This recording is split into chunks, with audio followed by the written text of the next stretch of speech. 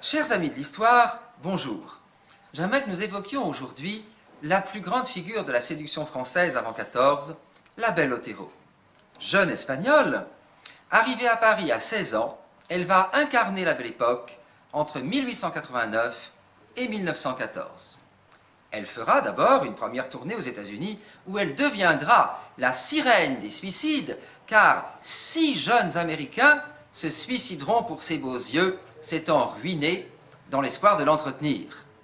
Et elle reviendra, bien sûr, en France, où elle entamera cette exceptionnelle carrière de séduction, parce que la belle Otero, elle a été l'imaginaire, l'exotisme de la séduction parisienne, et en effet, elle se retirera en 1914 à la tête de 5 millions de francs or, c'est-à-dire 100 millions d'euros aujourd'hui. Et ça n'est pas rien. Fortune qu'elle avait gagnée uniquement grâce à ses principes, car elle avait coutume de dire « la fortune vient en dormant, mais surtout pas seule ». Et c'est ça qui lui donnera les 100 millions.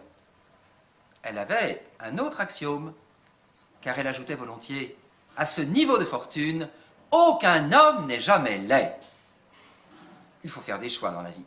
Otero aura comme liaison Édouard VII, Guillaume II, le tsar de Russie, Léopold de Belgique, que sais-je encore, et elle tenait des carnets, où elle disait, par exemple, Édouard VII,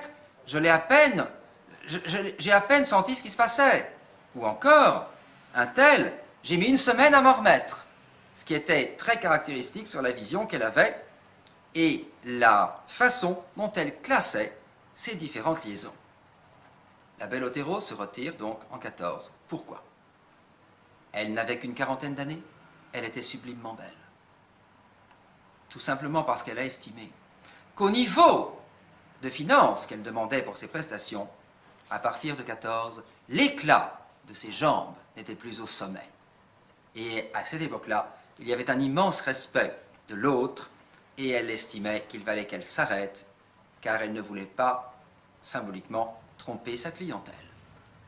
Elle entame une deuxième vie sur la Côte d'Azur, où elle va, car c'est une joueuse compulsive, reperdre sur les tapis verts des casinos tout ce qu'elle avait gagné dans la première partie de sa vie. Et l'on considère qu'au total, elle dépensera dans les salles de jeu plus de 700 millions d'euros actuels.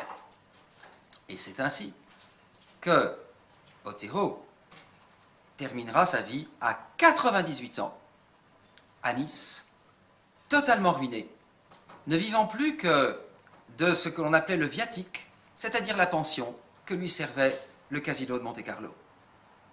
Et il se trouve que 10 ans avant sa mort, puisqu'elle est morte en 1965, un très grand film a été fait sur elle.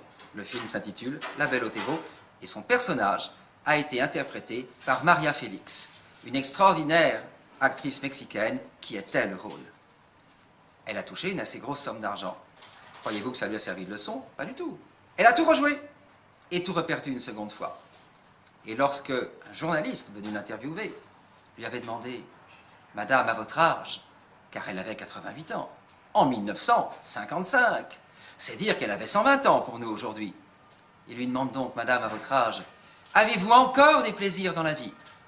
Et la belle Otero lui répondra « À mon âge, je ne connais plus que 2 plaisirs dans la vie, gagner au casino et perdre au casino. » C'était une joueuse compulsive. À bientôt pour un nouvel épisode de l'Histoire sans secret, et même l'Histoire sans aucun secret.